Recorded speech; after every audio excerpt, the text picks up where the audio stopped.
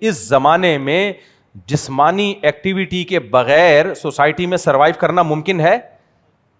Mentally health بیڑا غرق ہوگا کہ نہیں ہوگا؟ میں نے ایک بیان کر دیا تھا, اس پہ بہت لوگ نیگیٹو کمنٹس کر رہے ہیں.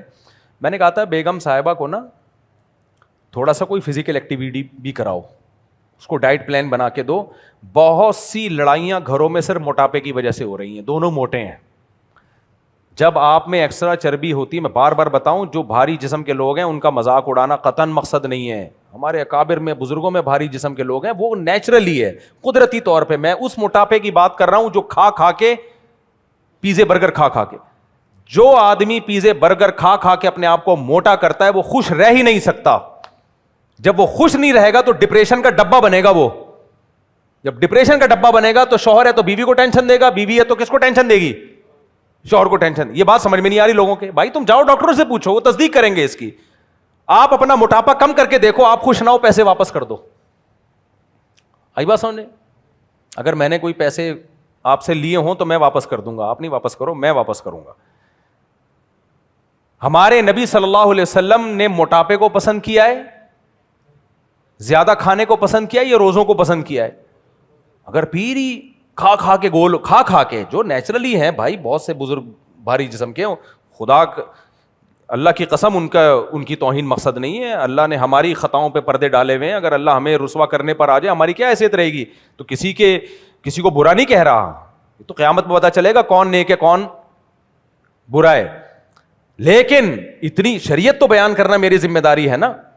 اگر پیری کھا کھا کے گول ہو گیا ہے, کھا کھا کے گول ہو گیا ہے, نہ واکنگ کا معمول ہے پیر صاحب کا, نہ جاگنگ کا معمول ہے, نہ پیر صاحب کو کھیل تماشوں سے کوئی دلچسپی ہے, یا تو بوڑھے ہو گئے ہو بےچارے بہت زیادہ, جوان پیر ہے اور یہ کچھ ہے ہی نہیں, اس کا مطلب وہ آپ کو بھی بیکار بنا رہا ہے. پھر وہ آپ کو بھی کیا کر رہا ہے؟ بھائی پیر کو فالو کیا جاتا ہے نا اعمال میں, پیر کا اپنا عمل یہ ہو تو وہ تو سست لوگ سوسائٹی میں پیدا کر رہا ہے. تو پیر میں تہجد بھی دیکھی جائے گی, یہ بھی دیکھا جائے گا کہ گناہ چھوٹ رہے ہیں کہ نہیں چھوٹ رہے, یہ تو اول درجے پر ہے. اس کے علاوہ یہ چیزیں بھی دیکھی جائیں گی, کیونکہ اگر آپ نے صرف ان چند اعمال کو فوکس کر لیا تو آپ ان اعمال میں تو ٹھیک ہو جاؤ گے, لیکن سوسائٹی کے ناکارہ ترین فرد بن جاؤ گے آپ. اور بن رہے ہیں لوگ. ماں باپ کہہ رہے ہوتے ہیں ہمارا یہ بچہ نیک ہے, بیکار, یہ شرارتی ہے لیکن کام یہ کر کے دیتا ہے. یہ رپورٹیں آ رہی ہوتی ہیں گھروں سے, آتی ہیں کہ نہیں آتی؟ یہ بچہ نیک ہے, پڑھائی میں زیرو ہے. یہ بچہ نیک نہیں ہے, پڑھائی میں کیا ہے؟ ہم نے جو اس پہ خرچہ کیا ہے وہ ریٹرن کرے گا یہ, ٹھیک ہے نا. تو اسلام ہمیں اپاہج نہیں بناتا, معذور نہیں بناتا, اسلام ایکٹیو بناتا ہے. یہ جو نبی کریم صلی اللہ علیہ وسلم کی حدیث ہے, المؤمن القوی احب الی اللہ من المؤمن الضعیف, طاقتور مومن اللہ کو کمزور سے زیادہ محبوب ہے. کیوں بھائی؟ اس لیے کہ طاقتور سوسائٹی میں وہ کچھ کر سکتا ہے مثبت کام جو کمزور نہیں کر سکتا. کمزور دوسروں پہ بوجھ بنتا ہے. تو بوجھ مت بنو, اپاہج مت بنو, سوسائٹی میں کارآمد فرد بنو. کارآمد فرد بننے کے لیے کہ اگر آپ پڑھائی کر رہے ہو تو پڑھائی کو میں آگے جاؤ. آپ ان تمام دنیا کے شعبوں میں جاؤ جو کسی قوم کو کی ترقی میں بنیادی کردار ادا کرتے ہیں.